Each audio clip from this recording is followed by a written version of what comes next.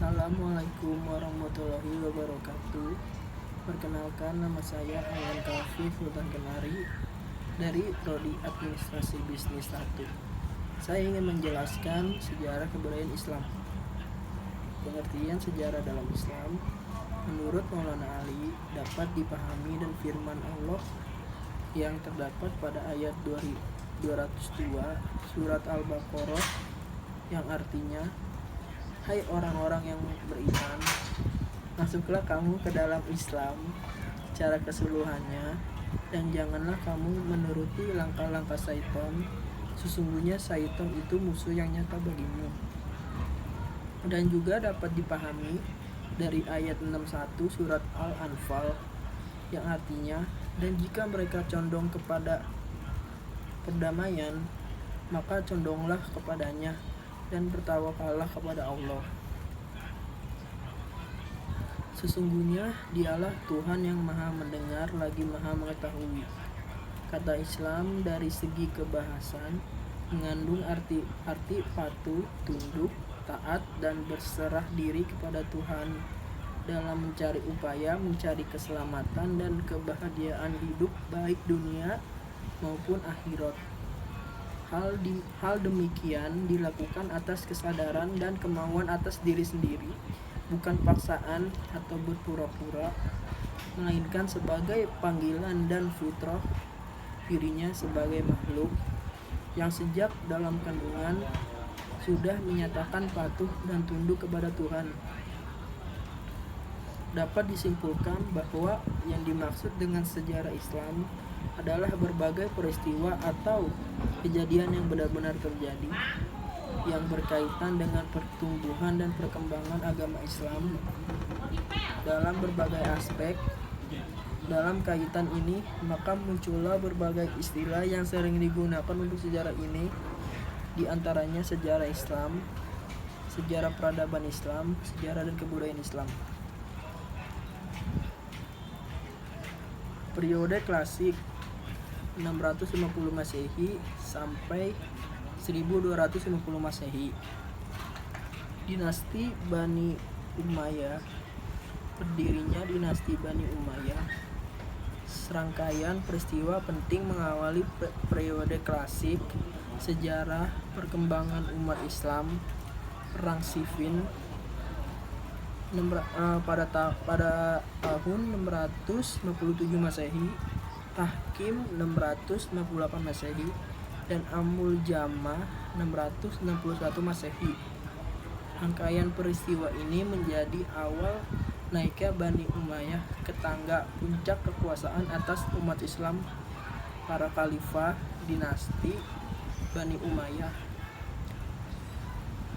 Dinasti Bani Umayyah di Damaskus berkuasa hampir satu abad, dari 661 Masehi sampai 750 Masehi.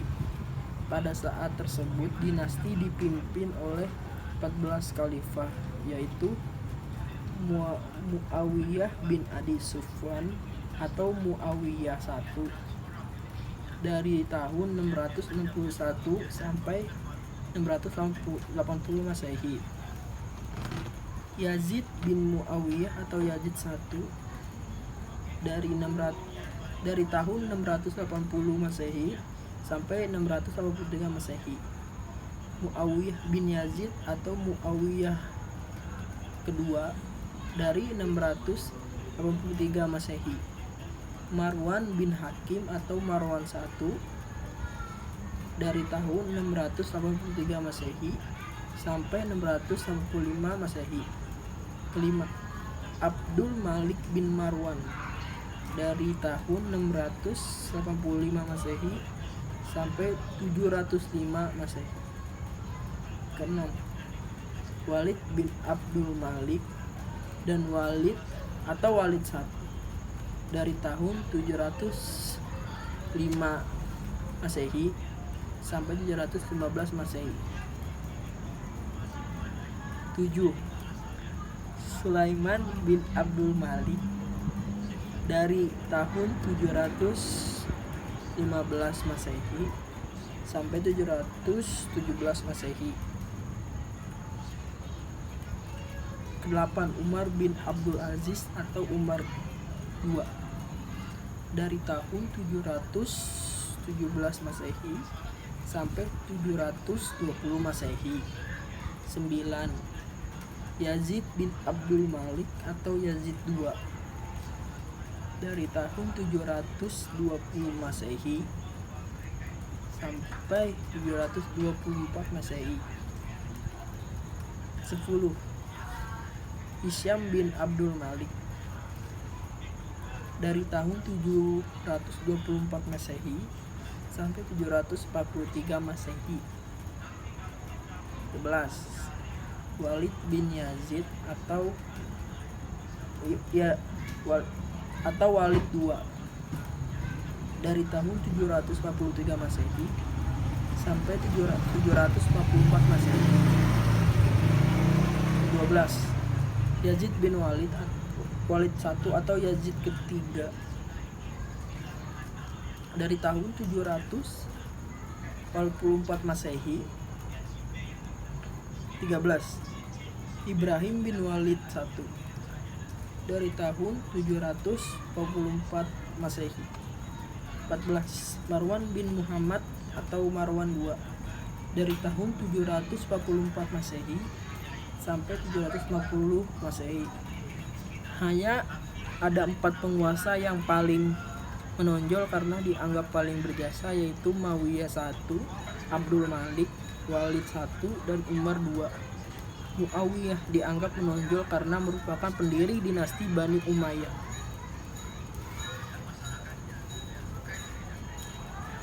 Sebab keruntuhan dinasti Bani Umayyah. 1. Sistem pemilihan khalifah melalui garis keturunan atau monarki hereditaris merupakan sesuatu yang baru bagi bangsa Arab. Kedua, ketidakcakapan beberapa khalifah dalam memimpin dan mengelola pemerintahan. Ketiga, persaingan antar Arab Mudariyah dengan Arab Himyariyah. Keempat, diskriminasi dan perlakuan yang tidak adil terhadap kaum Mawali atau Muslim non-Arab.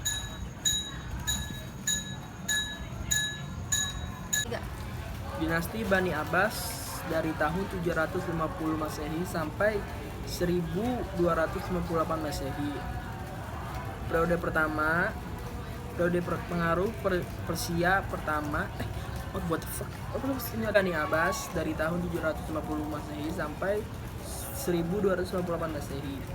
Periode pertama dari tahun 750 Masehi sampai 847 Masehi. Periode pengaruh Persia pertama dimulai oleh Khalifah Abu Abbas As-Saffah sampai dengan Khalifah Al-Wathiq, dikenal sebagai abad keemasan Islam atau the Golden Age of Islam. Yang paling menonjol adalah perkembangan ilmu, pengetahuan, peradaban Islam yang sangat pesat. B. Periode kedua 847 Masehi sampai 945 Masehi. Disebut sebagai masa pengaruh Turki pertama karena kekuasaan khalifah banyak dikendalikan oleh orang-orang Turki. Ketiga, dari tahun 945 Masehi sampai 1075 Masehi merupakan periode ketika kekuasaan Bani Abbas berada di pengaruh dinasti Bani Buaih.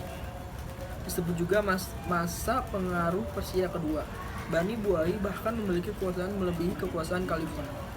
Keempat, dari tahun 1075 Masehi sampai 1160 Masehi. Kekuasaan dinasti Bani Abbas berada di bawah dinasti Saljuk. Periode ini kadang disebut pengaruh Turki kedua karena Bani Saljuk berkebangsaan Turki. Pada periode inilah terjadi perang salib. Kelima, dari tahun 1160 Masehi sampai 1258 Masehi. Dinasti Bani Abbas terbebas dari pengaruh kekuasaan lain, tapi kekuasaannya hanya berada di kota Baghdad dan sekitarnya. Islam di Mongol. Bangsa Mongol berasal dari daerah pegunungan Mongolia membentang dari Asia Tengah sampai Siberia Utara, Tibet Selatan, dan Manchuria Barat serta Turkistan Timur. Masa Mongol dalam syariah kebudayaan Islam dimulai sejak jatuhnya Baghdad pada tahun 1250 Masehi ke tangan bangsa Mongol bukan saja mengakhiri khalifah perkembangan peradaban, muncullah ilmu pengetahuan dan sastra, arsitektur, ilmu pengetahuan alam seperti astronomi, kimia, mineral, dan lain sebagainya. Membangun biara untuk para darwis, membangun perguruan tinggi, membangun perpustakaan, observarium, gedung umum, dan lain sebagainya. Faktor-faktor kemunduran: pindahnya ilmu atau runtuhnya ilmu baru, penyelewengan ilmu, kurangnya Khatibul Khana, Islam Turki Utsmani. Asal-usul bangsa Turki dari kabilah Oghuz yang mendiami daerah Mongol dan daerah utara negeri Cina dalam jangka waktu kira-kira 3 abad. Mereka pindah ke Turkistan, kemudian Persia dan Irak. Mereka masuk Islam sekitar abad 9 atau 10 Masehi ketika mereka menetap di Asia. Faktor kemunduran: pelemahan antara pengusaha, pemberontakan antara Jenisari, terjadinya stagnasi lapangan. 3. Islam di Safawi Persia. 1. Ketika kerajaan Utsmani sudah mencapai puncak kemajuannya, kerajaan Safawi di Persia baru berdiri. Kerajaan ini berkembang cepat. Daulah ini berasal dari sebuah gerakan tasawuf yang dipimpin oleh Syekh Safiuddin, sedangkan nama Safawiyah diperoleh dari nama pendiri Safi al-Din dari tahun 1252 Masehi sampai 1354 Masehi, dan nama tersebut dipertahankan sampai tarekat ini menjadi gerakan politik. Kemunduran: 1. Dekadensi moral yang melanda bagian para pemimpin kerajaan Safawi. 2. Karena pasukan yang dipimpin oleh Abbas I tidak mempunyai kekuatan perang. 3. Terjadinya persaingan segitiga antara suku-suku Turki, pejabat-pejabat keturunan Persia, dan Gizilbah dalam merebut pengaruh untuk memimpin kerajaan Safawi. 4. Sering terjadi konflik internal dalam bentuk perebutan kekuasaan di kalangan.